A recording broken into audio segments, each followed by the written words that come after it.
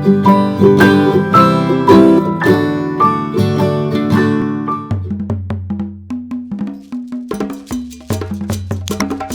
गर्मी की दोपहर शेर और भालू पानी पीने के लिए नदी के पास पहुंचे। दोनों को बहुत प्यास लगी थी।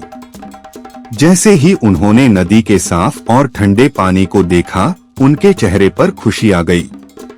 लेकिन पानी पीने के बजाय वे इस बात पर झगड़ने लगे कि पहले पानी कौन पिएगा। शेर ने दहाड़ते हुए कहा, मैं जंगल का राजा हूँ, पहले मेरा अधिकार है।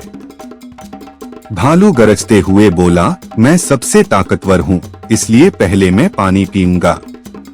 उनके बीच बहस बढ़ गई और वे लड़ने लगे।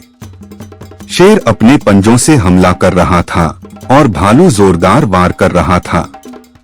उनकी लड़ाई से धूल उड़ने लगी और उनकी गूंजती आवाजों से पूरा जंगल भर गया। काफी देर लड़ने के बाद दोनों थक गए और सांस लेने के लिए रुके। तभी उन्होंने आसमान की ओर देखा, जहां गिद्ध मंडरा रहे थे। गिद्ध उनकी हार का इंतजार कर रहे थे ताकि वे हारने वाले को खा सकें। यह देखकर शेर और भालू को खतरे का एहसास हुआ। उन्होंने एक दूसरे को देखा और समझ गए कि उनकी लड़ाई से केवल गिद्धों को फायदा होगा। फिर दोनों ने झगड़ा खत्म करने का फैसला किया। उन्होंने मिलकर नदी के पास पानी पिया। जैसे ही उन्होंने पानी पिया, उनका गुस्सा खत्म हो गया और उन्हें शांति महसूस हुई। शेर ने कहा, झगड़े के बजाय साथ मिलकर रहना बेहतर है। भालू ने सहमति जताते हुए कहा, साथ मिलकर हम हर मुश्किल का सामना कर सकते हैं।